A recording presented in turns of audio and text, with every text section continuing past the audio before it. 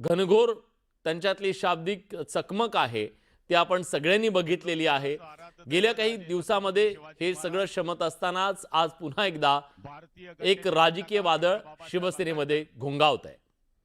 श्री शिक्षण पुरस्कर्ते महात्मा फुले सावित्रीबाई फुले महर्षी वाल्मिकी संत रोहिदास अहिल्याबाई होळकर यांच्या स्मृतीस अभिवादन करून शिवसेनेच्या 60व्या वर्धापन दिनाच्या निमित्तानं व्यासपीठावर उपस्थित असलेले शिवसेनेचे मुख्य नेते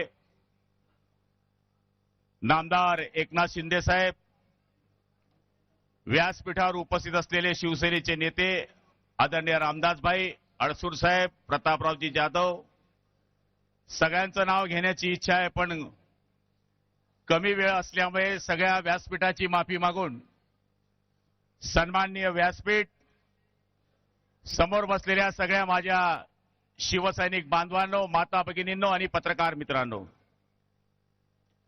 शिवसेनेच्या वर्धापन दिनाच्या 60व्या वर्धापन दिनाच्या निमित्तानं मी तमाम शिवसैनिक बांधवांना माझ्या भगवामय या ठिकाणी शुभेच्छा देतो। 60 हा आकडा नाहीये, 60 हा संस्कार आहे, हा इतिहास आहे, हा संघर्षाचा आणि निष्ठेचा अध्याय आहे। मला आठवतं ज्यावेळेस मी 1985-86 सालामध्ये शिवसैनिक म्हणून शिवसेनेमध्ये आलो, मराठी माणसाच्या न्याय हक्कासाठी, हिंदुत्वाच्या रक्षणासाठी लढणारी संघटना शिवसेना म्हणून मी शिवसेनेचं काम सुरू केलं। आज मला आठवतंय की त्या 60 वर्षाचं फलश्रुती म्हणून आज ही जी गर्दी दिसते आहे, या ठिकाणी जे तमाम शिवसैनिक दिसत आहेत त्याच्यामध्ये 40 वर्ष काम केलेले शिवसैनिक, तर आजपासून नवे शिवसैनिक म्हणून जे काम करतायत त्या सगळ्यांची सांगड या ठिकाणी आहे। हिंदुहृदय सम्राट शिवसेना प्रमुखांनी एक छोटंसं रोपटं लावलं। त्यावेळेस सत्ता नव्हती, पैसा नव्हता, वाहनं नव्हती, त्यावेळेस फक्त एक विश्वास होता, मराठी माणसावर होणारा अन्याय, हिंदुत्वावर होणारा अन्याय आणि त्याचबरोबर या ठिकाणी आपल्या माणसाला न्याय देण्याकरता, हिंदुत्वाचं रक्षण करण्याकरता जी संघटनेचे विचार आहे त्याच्या भरोशावर हे काम सुरू झालं। त्यावेळेस मोबाईल नव्हता, त्यावेळेस फोन होता, त्यावेळेस पैसे नव्हते, त्यावेळेस सायकलवर प्रवास होता, त्यावेळेस मोबाईल नव्हता, त्यावेळेस एसी नव्हता, त्यावेळेस एकच ध्यास होता, तो म्हणजे हिंदुत्वाचा ध्यास होता, वंदनीय शिवसेना प्रमुखांच्या विचारांचा ध्यास होता आणि त्याच्या भरोशावर ही शिवसेना उभी राहिली। बघता बघता मुंबई काबीज झाली, बघता बघता ठाणे काबीज झालं, महाराष्ट्रभर शिवसेना पसरली। 17 इतरांसाठी 1760, आमच्यासाठी एकच हिंदुहृदय सम्राट वंदनीय बाळासाहेब ठाकरे नावाचा गदर या महाराष्ट्रामध्ये सुरू झाला आणि तुमच्या आमच्यासारखे सर्वसाधारण माणसं या शिवसेनेमध्ये मोठे झाले। माझ्यासारखा टपरी चालवणारा आमदार झाला, रिक्षा चालवणारे एकनाथ शिंदे साहेब आमदार झाले, टोपली विणणारे चंद्रकांत खैरे खासदार झाले, पुंगाणी वाजवणारा विजयराज शिंदे आमदार झाला आणि सर्वसाधारण माणसाला सत्तेचं विकेंद्रीकरण कळायला लागलं। ही शिवसेना वाढत असताना शिवसेनेला झटके मिळाले, शिवसेनेतून अनेक गेले आणि त्यावेळेस आम्ही म्हणालो गेले ते कावळे आणि राहिले ते मावळे। त्या शिवसेनेच्या मागे शिवसेना प्रमुखांनी सांगायचं आणि आम्ही शिवसेनेचं काम करायचं, अशा पद्धतीचं काम सुरू झालं। पण काही दिवसांनी आपण पाहिलं या ठिकाणी सत्तेचं वादळ सुरू झालं। 19 साली आपल्या ह्या निवडणुका पार पडल्या, शिवसेना भारतीय जनता पार्टीचे युतीचं बहुमत आलं आणि अचानक त्या बहुमतामध्ये ठिणगी पडली। समविचारी लोकांची फारकत फाडून ज्या विचाराशी बाळासाहेबांना कायम फारकत ठेवली होती त्या विचाराशी आय लव्ह यू म्हटलं गेलं आणि ज्या माणसाला मोटरसायकल चालवायचं लायसन नव्हतं त्या माणसाला ट्रक चालवायचं लायसन दिलं गेलं। त्या ठिकाणी 4 कुमुकले आले, त्यांनी माणसाला लोटण्याचा प्रयत्न केला आणि काय सांगावं, जणू काही शिवसेना आता संपणार आहे अशा पद्धतीचं चित्र महाराष्ट्रामध्ये निर्माण झालं. घरामधून सत्ता सुरू झाली, ऑनलाईन सत्ता सुरू झाली, ऑफलाईन सत्ता बंद झाली आणि अचानक उठाव झाला. उठावामध्ये आमदारांनी निश्चय केला की होय, आम्हाला शिवसेना प्रमुखांची शिवसेना वाचवायची आहे, म्हणून सगळे शिंदे साहेबांकडे जायला लागले, कामं करून घ्यायला लागले. त्यावेळेस आम्ही गुवाहाटी गेलो. गुवाहाटीला झालेला परिणाम पाहिला. 33 देशांनी त्याची नोंद केली. हु इज एकनाथ शिंदे? एकनाथ शिंदे कोण आहेत? हा महाराष्ट्राचा एक टायगर आहे, हा एक वाघ आहे देशामध्ये आणि बाहेर देशामध्ये सिद्ध झालं. होय, इथून आम्ही निघालो आणि एक ज्याला मी माझा माल म्हणतो तो सत्तेतून म्हणाला की म्हणले 40 रेडे या मुंबईमध्ये आले तर कापले जातील. पण आम्ही 40 रेडे या मुंबईमध्ये आलो.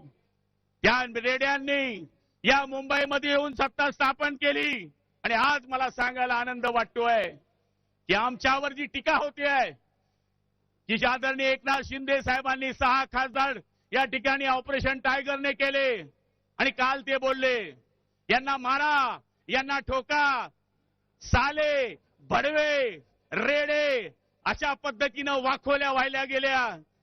अरे रावसाहेब, तुम्हाला मराठीत बोलता येतं. जर गुलाबरावाच्या पाटलाची आईराणीची शिवी जर तू ऐकली ना, आई शपथ तू जागेवरून 4 दिवस उठणार नाही. याचं कारण आज या शिंदे साहेबांनी हे दाखवून दिलंय आणि ते यांच्यावर आव्हान करतायत.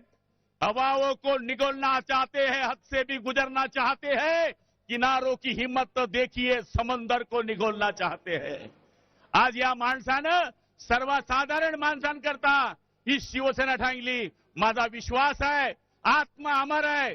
आज बाळासाहेबांचा आत्मा या हॉलमध्ये असेल आणि तो आदरणीय एकनाथ शिंदे साहेबांना आशीर्वाद देत असेल की माझ्या बहादरा, शाबास, तू माझी खरी शिवसेना या ठिकाणी वाचवलीस.